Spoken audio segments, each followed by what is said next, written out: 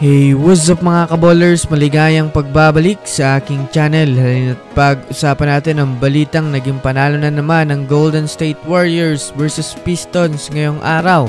At ang balita patungkol sa mahihirapan nga daw magkampiyon ngayon ang Boston Celtics. Tara na't pag-usapan natin yan dito sa Basketball Hot Shots.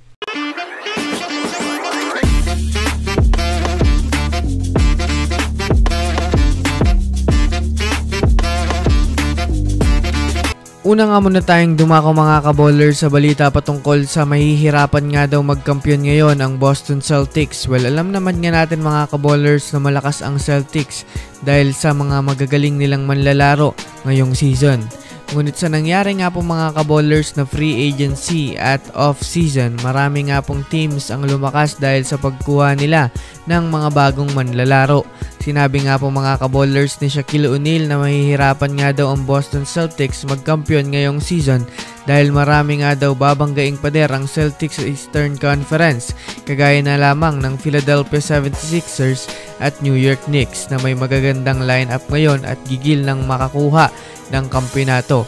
Base nga po mga kaballers sa team ng Celtics at sa mga kupunan na nabanggit ay masasabi nga natin mga kaballers na pare-parehong may ibabala ngayon season mga kaballers. Kaya kung susumadayin natin mga kaballers, hindi nga talaga magiging madali lang sa Celtics magkampiyon sa bagong season, lalong maraming mga teams ang desididong makabawi at makaangat sa liga.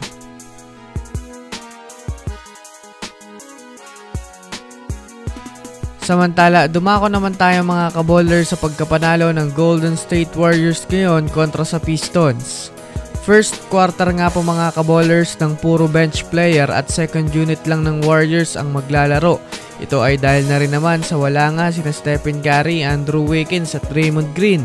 Ngunit hindi nga po mga kaballers nagpasindak ang Warriors sa pagiging kulang nila. Agad nga pong nakipagpukpukan ang kanilang mga player sa pangunguna ni Brandon Podziemski. Second quarter nga ng mga kaballers nang magkaroon na ng magandang momentum ang Warriors, kaya doon na nila binigyang magandang run ang kupunan ng Detroit Pistons at matambakan ito ng halos 20 plus points. Pagtungtong nga po mga kaballers ng third quarter, naging mahigpit ang depensa ng Pistons, pero syempre hindi rin naman nga po mga kaballers nagpahina-hina ang mga Warriors players, lalong-lalo na si Jonathan Kuminga.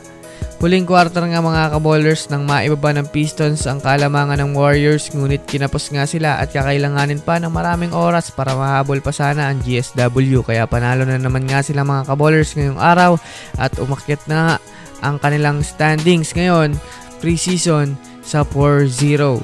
So yun lamang mga kaballers, yan lang naman ang pag-uusapan natin ngayon. Pindutin ang subscribe and hit nyo na rin ang notification bell para sa mga susunod na updates sa mundo ng basketball. Again, this is Basketball Hot Shots. Thanks for watching.